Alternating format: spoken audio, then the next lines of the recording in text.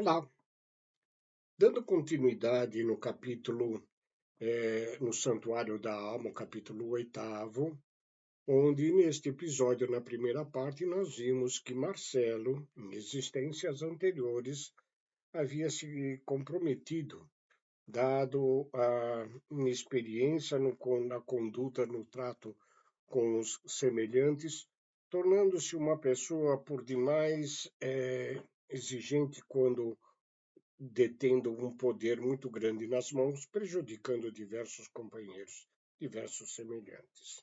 E ao longo das existências, os seus inimigos desencarnados foram evoluindo igualmente e aprendendo também a perdoar.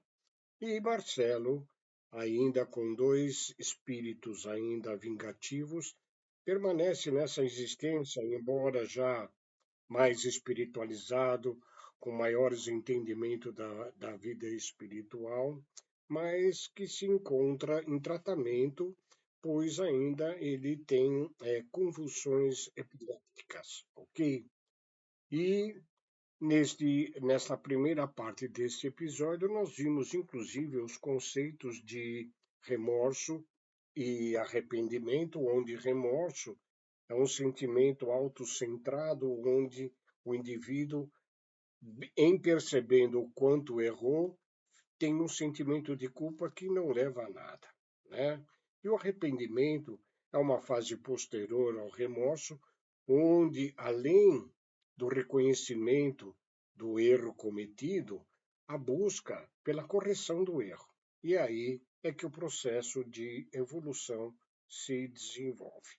Mas damos continuidade na lição quando Calderaro e André Luiz, ali aguardando o Marcelo cair em sono, e ele, nesses minutos de sono, sai do corpo denso e vem ter lá com André e Calderaro, tá? Mostrava o jovem profunda lucidez, abraçando a nós ambos com inequívocas demonstrações de alegria, comentou suas esperanças no porvir. Expôs no ardente desejo de trabalhar pela difusão do espiritismo evangélico, disposto também a colaborar na obra edificante que os genitores vêm realizando. Referiu-se, para admiração minha, diz André, às atividades de nossa colônia espiritual, indagou das minhas impressões de nosso lar, seduzindo-me pela oportunidade de conceitos e pela beleza das apreciações inteligentes e espontâneas.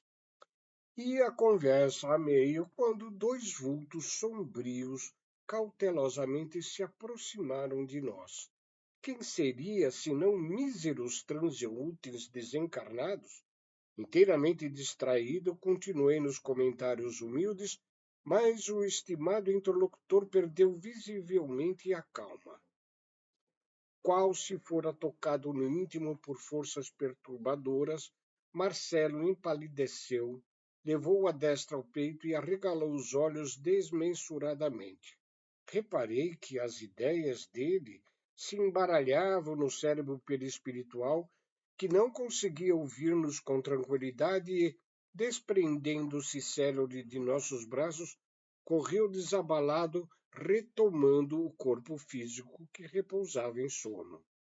Quis detê-lo penalizado, pois conosco estava perfeitamente sintonizado. Algo mais forte, no entanto, que o conhecimento cordial unia-me ao novo amigo, o qual reconheci desde o primeiro contato e não pude, porém, fazê-lo.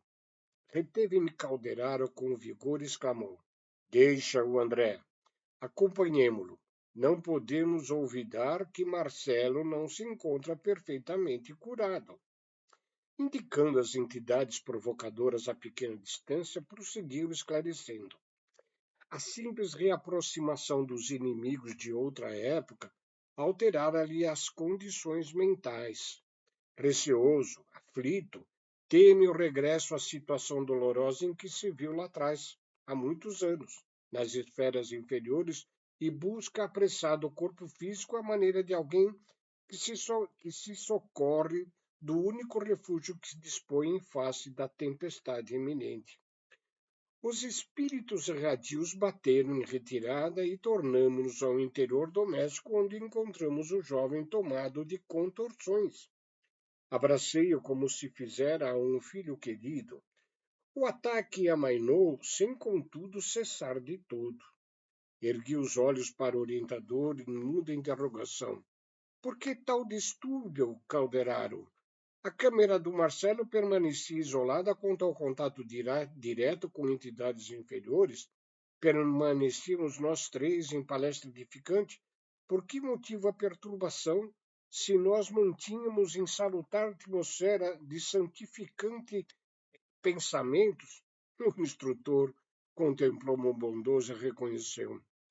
Observa o campo orgânico, examinando particularmente o cérebro, André.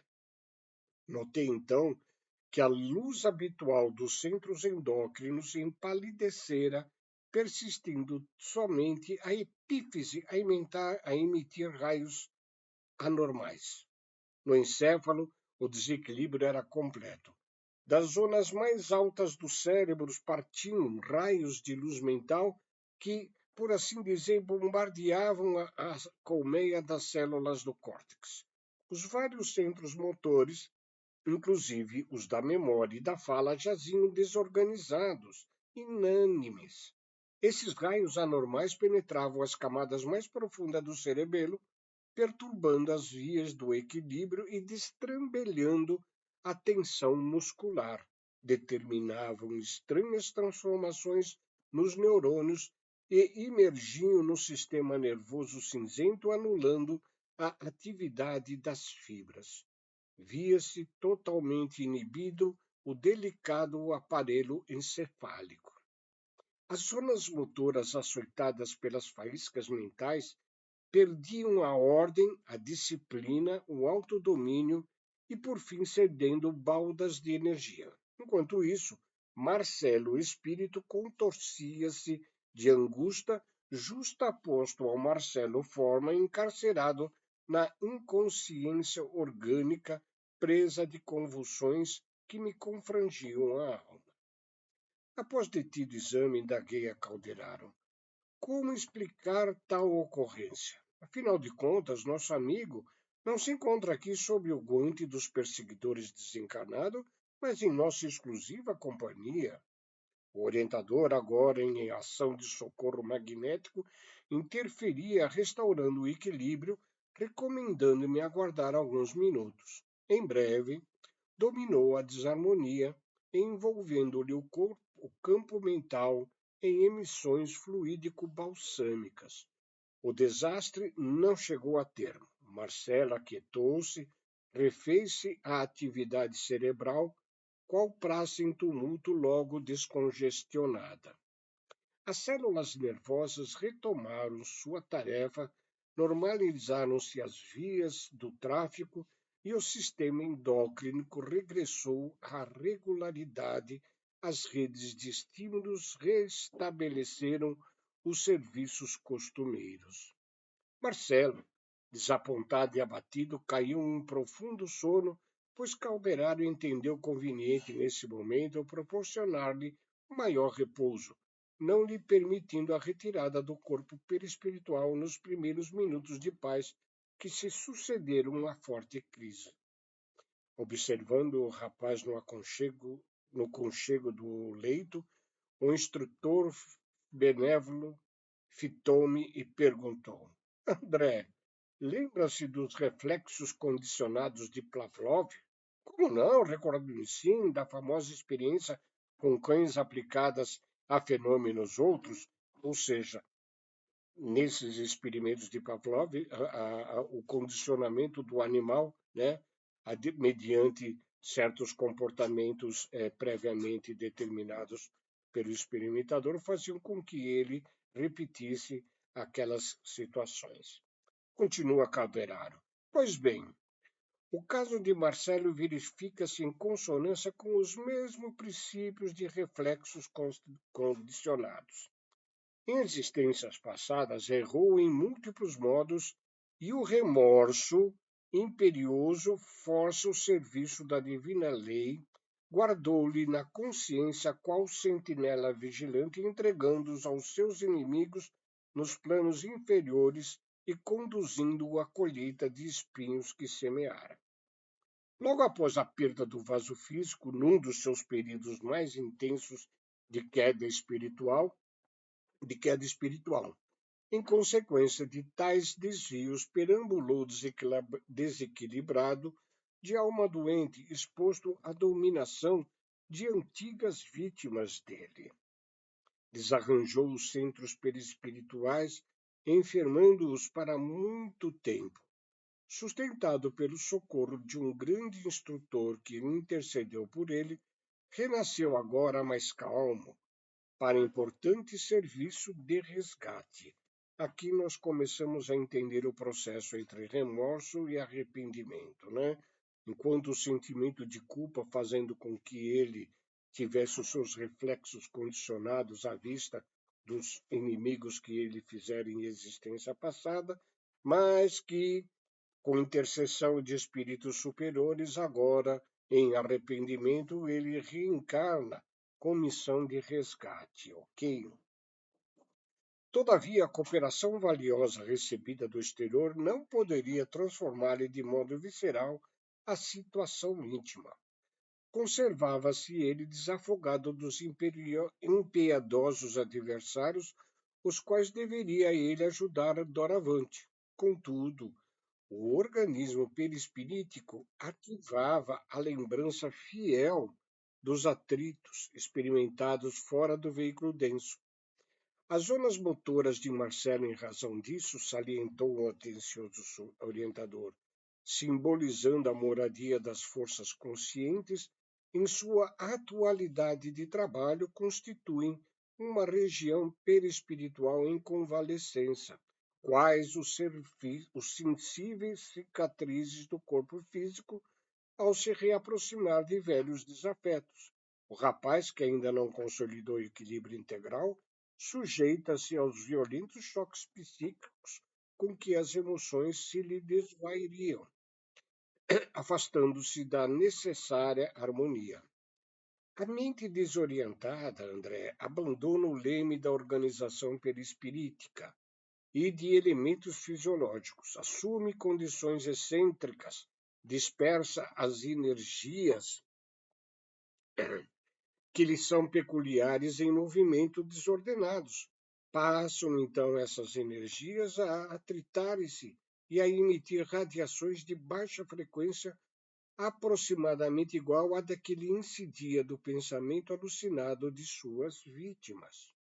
Essas emissões destruidoras invadem a matéria delicada do córtex encefálico, assenhoram-se dos centros corticais, perturbam a sede das memórias, da fala, da audição, da sensibilidade, da visão e inúmeras outras sedes do governo de vários estímulos.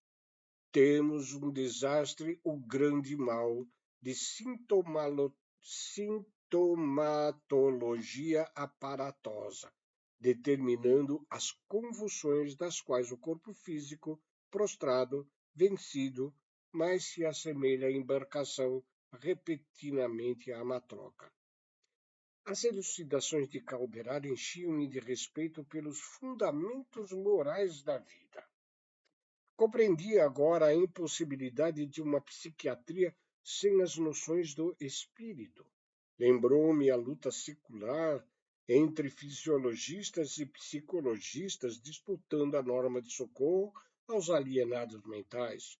Mesmer e Charcot, Pinel e Broca desfilaram ante a minha imaginação enriquecida de novos conhecimentos.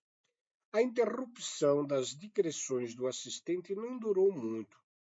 Devo, na verdade, consignar que, desde a primeira hora das nossas conversações, tais intermitências se faziam habituais, parecendo-me que Calderaro intencionalmente me proporcionava tréguas para ruminar os conceitos. Respondendo-me às íntimas ponderações, continuou: Impossível, André, é pretender a cura dos loucos à força dos processos exclusivamente objetivos na matéria. É indispensável penetrar a alma, devassar o cerne da personalidade, melhorar os efeitos socorrendo as causas. Por conseguinte, não restauraremos corpos doentes sem os recursos do médico divino das almas, que é Jesus Cristo.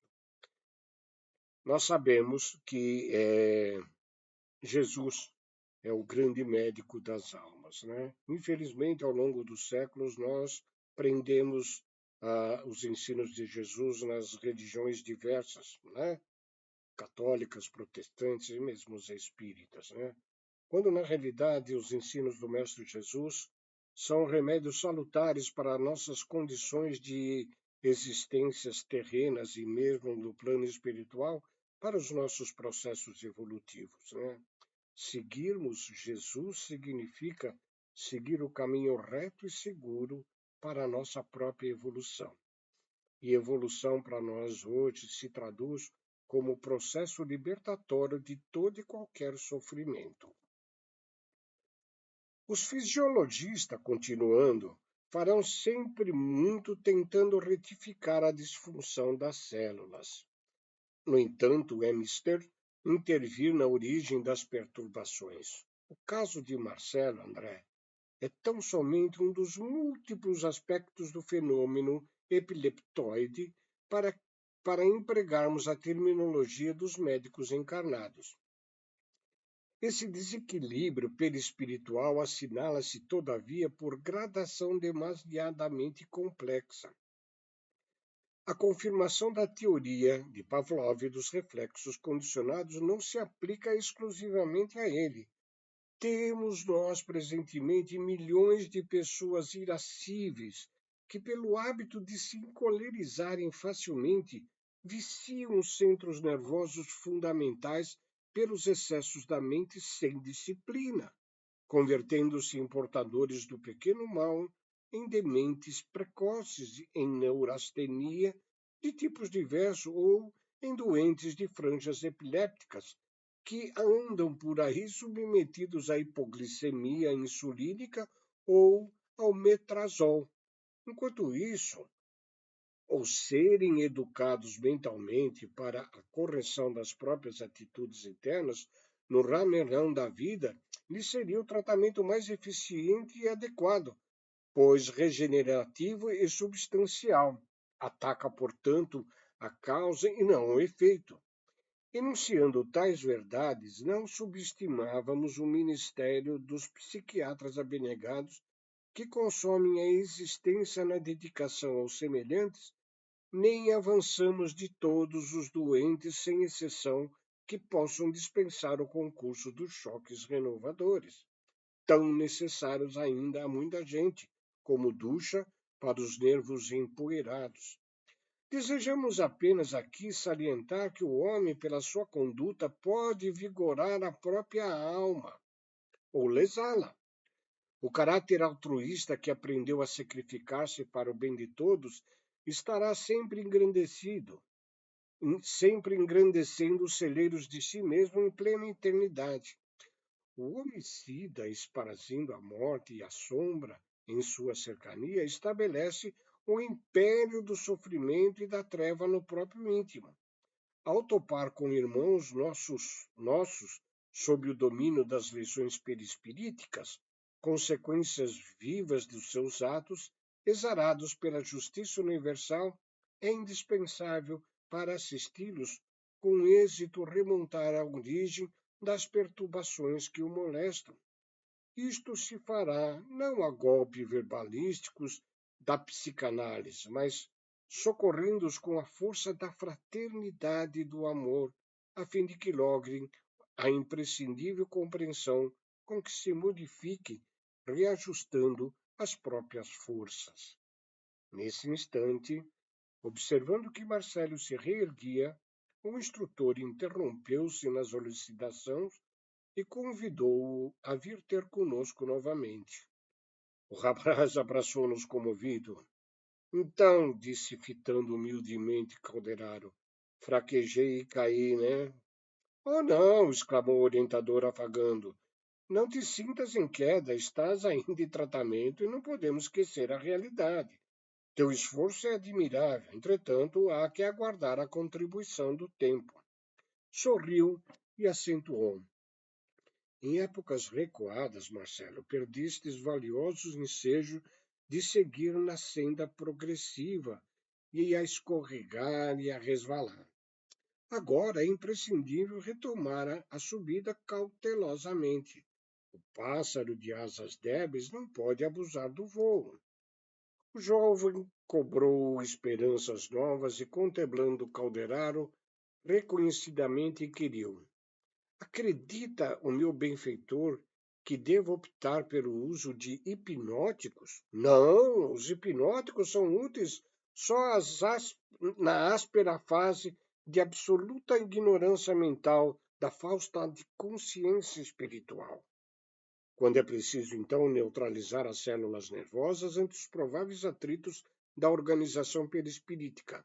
Em teu caso, Marcelo, para a tua consciência que já acordou na espiritualidade superior, o remédio mais eficaz constitui na fé positiva, na autoconfiança, no trabalho digno em pensamentos enobrecedores.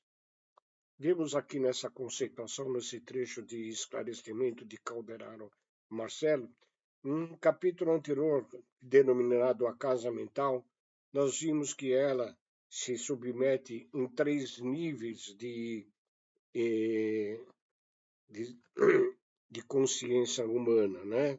Onde no porão da casa o subconsciente, que é onde nós trazemos todas as nossas experiências, as boas e as não tão boas.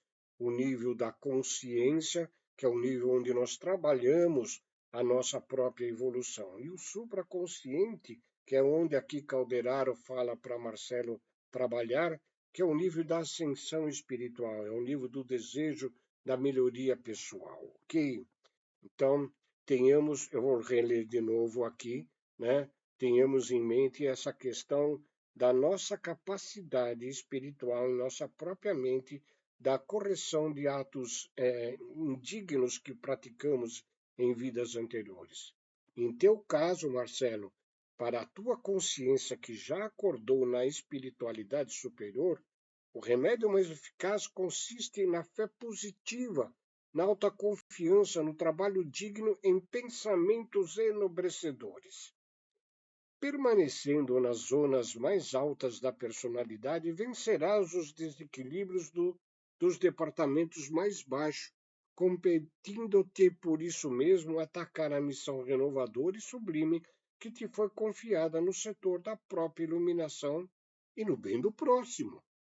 Os elementos medicamentosos podem exercer tutela despótica sobre o cosmo orgânico, sempre que a mente não se disponha a controlá-la, recorrendo aos fatores educativos. O rapaz colou-lhe as mãos enternecidamente. Calderaro, ocultando a comoção, falou bem-humorado. Nada fizemos ainda por merecer o reconhecimento de qualquer criatura. Somos não mais do que trabalhadores imperfeitos em serviço. E o serviço é a maior força que nos põe de manifesto nossas próprias imperfeições. Todos temos um credor divino em Jesus, cuja infinita bondade não nos é lícito esquecer. E acariciando-lhe os cabelos, acentuou: Já lhe ouviste a palavra celestial, abandonando o mal para que te não suceda coisa pior. Assim sendo, Marcelo, és agora feliz. Em verdade, somos presentemente felizes porque nosso objetivo de hoje é a realização do reino de Deus em nós mesmos, com o Cristo. Trabalhemos com Ele, por Ele e para Ele, curando nossos males para sempre. O jovem abraçou-se a nós, qual se for um filho de encontro aos nossos corações, e saímos juntos, em agradável excursão de estudo, enquanto seu corpo físico repousava tranquilamente. E aqui encerramos esse episódio no Santuário da Alma, com muitos esclarecimentos a respeito das correções de caminhos indevidos que tomamos em existências anteriores, mas que devemos usar a nossa própria mente, o nível mais alto do sótão da casa mental, onde temos o ensejo da vida espiritual maior, o ensejo de nos tornarmos cada vez melhores no nosso processo evolutivo. Agradecemos a todos que nos acompanhem nesses estudos nossos da obra de André Luiz e fiquem com Deus. Um beijo a todos.